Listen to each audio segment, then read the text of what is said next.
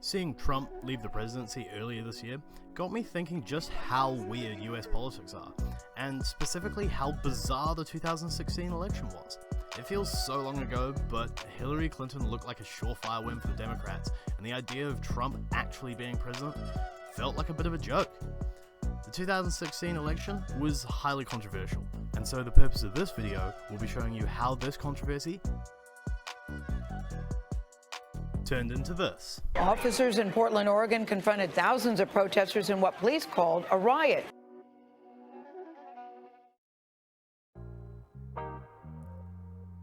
The two presidential candidates were Donald Trump and Hillary Clinton. Pokemon go to the polls! And they were undeniably the two least popular candidates to run for office since those statistics have even been kept.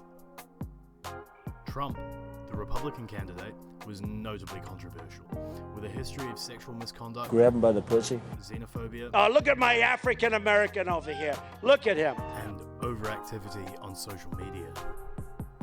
Republican supporters championed Trump on the shoulders of an audaciously successful $97 million election campaign.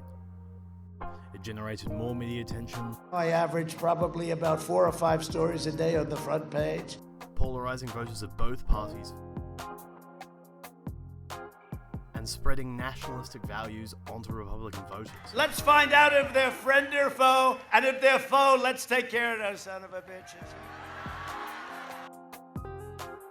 On the other hand, as for Hillary Clinton, she was the former Secretary of State, the First Lady to President Bill Clinton, and the first female senator from New York ever.